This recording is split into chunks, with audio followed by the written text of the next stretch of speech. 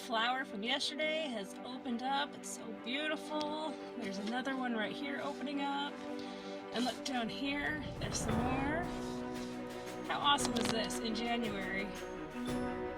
Beautiful flower in the greenhouse. Something else I did today, I was going to do it yesterday and then time got ahead of me and the kids got home from school. It's just one of those evenings where all of a sudden it's like, whoa, what time is it?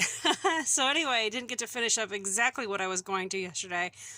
But I took the, I call it the portable fun-size greenhouse. I took it up to the house. Typically you actually use it like on the side of your house or maybe in your garage or something like that. Well, my garage isn't really an option because it's not heated. And it's not warm enough to really utilize it for what I'm wanting to do. So anyway, I took that darn thing in the house. We'll see what Patrick says when he gets home. But anywho, I'm out here going through, I have 3 more of these containers. Anyway, I'm going through my seeds, picking different ones I want to grow. Like I'm going to be taking the cabbage in, the cauliflower. Now, the starter guide says not to plant those for until you're 8 to 10 weeks before you plant them outside. But the wonderful thing about this is these are cold hardy, so you can actually sneak these out oftentimes sooner, by a month even. Just have a plan in place for how you're going to protect them a little bit. But anyway, I'm going to be sneaking those guys out. So this bin right here, it's kind of a jumble. That's because it was little bits and pieces I drag in to get started and then bring out, and haven't organized them yet. So like when I organize, for instance, this one, I use envelopes, and like this one's beets, broccoli, Brussels sprouts, cabbage, carrots, cauliflower. And I tried to go in alphabetical order. Celery. Let's see. Everything's getting stuck here. There's kohlrabi, there's leeks, lettuce, mustard, onion, pak choy. This is a whole bunch of peas in here.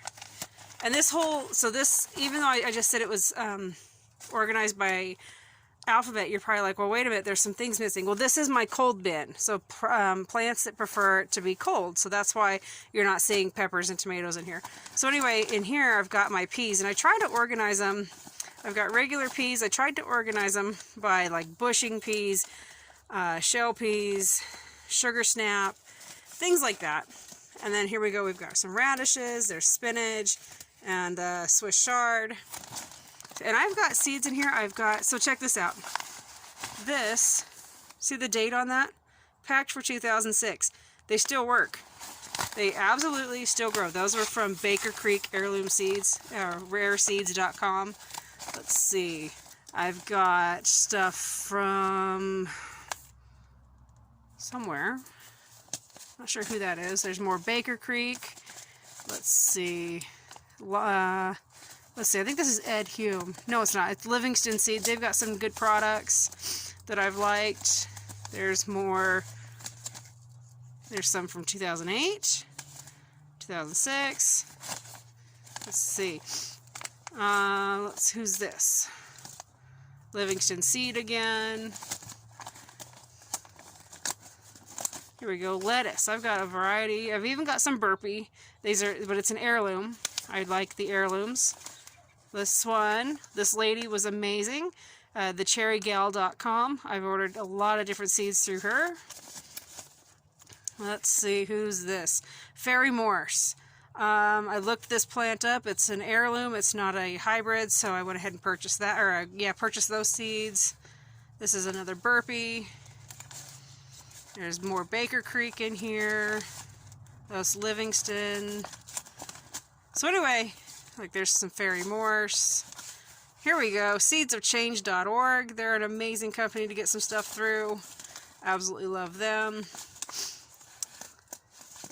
Who I'm missing out here, I'm not in this bin. I can tell you I don't have any of the Snake River Seed Cooperative seeds in here, only because they're in the house. I hadn't brought them out here to put them in here yet. I just purchased a whole bunch because I'd used them all up.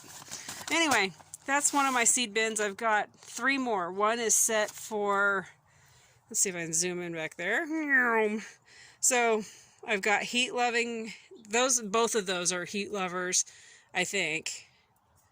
Well, no, that squash, that's a cold. So I even have it broken down by like what grows in what seasons. You see that ammo box right there? That one's actually my herbs and flowers. Anyway, I'm trying to move a lot of my stuff over to like that ammo can right there, instead of using these, just because that protects everything from sunlight and it locks down a whole lot better than these guys. But they work in a pinch. That's what I had at the time, so that's what I did. Alright, so I'm going to continue going through these. I'm going to pull Brussels sprouts, broccoli. Oh heck, I might even pull some Swiss chard and kale and whatnot and get it started in the house. And because spring is just not getting here fast enough. I've decided that even though it's early, I'm going to go ahead and start some seeds. I just can't take it anymore. Going crazy, not getting anything going. So I'm going to show you guys my steps. I took some photos of the original. I have this Tupperware container. I put the peat pots, or not, the little Jiffy pellets. They come like this, flat little pellets. I put them in this, added some warm water, not hot, not cold, but warm water. I've discovered that the seeds I'm planting will grow better if I start it in some warm water. So that is why I use a warm water to get those puffed up and started. Then I've got my seeds. Told myself I was only going to bring in like the cold loving seeds, like the cabbage you see here. And over here I've also got kale and collards, Brussels sprouts. I've got various seeds, but as you can see, I've also got some herbs that made it in the house. Because, why not? I also have my packet of the pellets. I've got popsicle sticks that I'll use. I actually break them in half. I have the pencil. Don't write on them using a marker or a pen. They run all over the place. Get yourself a pencil.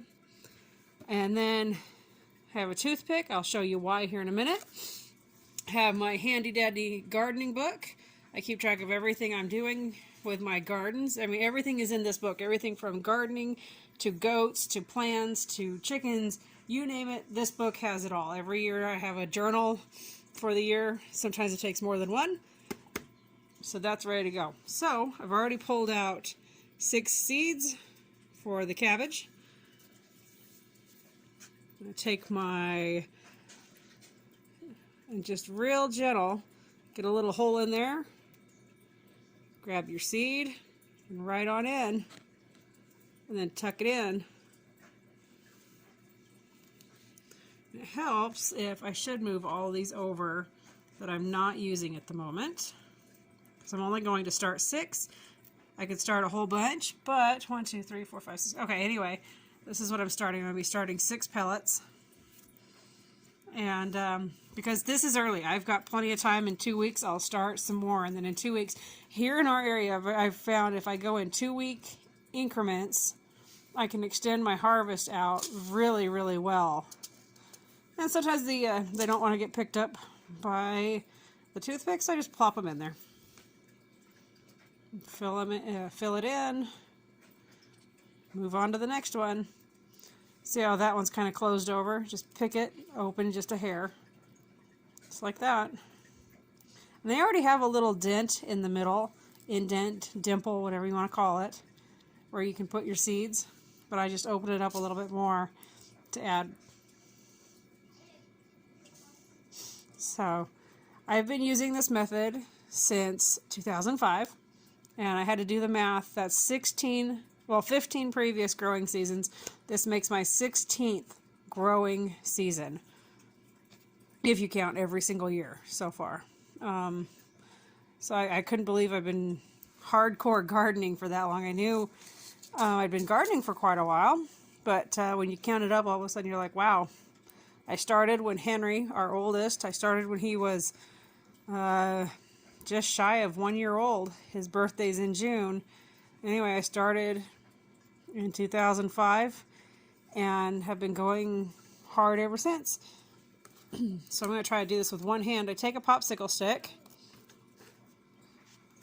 Guess where the center is. I'm going to see if I can't. I'm going to try to do one hand. It's a bit tricky here. Anyway, got my safety scissors. These are awesome. I call them safety scissors, but anyway, they're from medical. Anyway, let's see if I can do this. Of course not.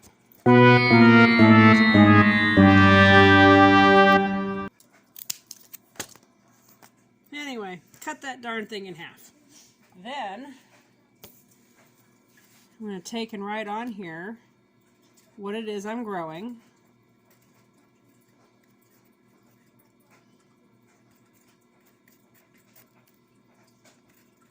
This is an early golden acre cabbage. And I'll write that on each one. I could only write it on one if I wanted, but I'm actually going to label each pot. The only reason I do this is I used to just label one and then, try, because you grow them in a line or you grow them in a group, however that works for you. Anyway, you'd have one that's ready to be moved out and maybe the rest of them are still slow or whatever. Anyway, I label them and I'll put them in here just like so. Each one I'll get a little label. Then I come over here to my gardening book. So up here, it's 2020 seed starting. The what is cabbage.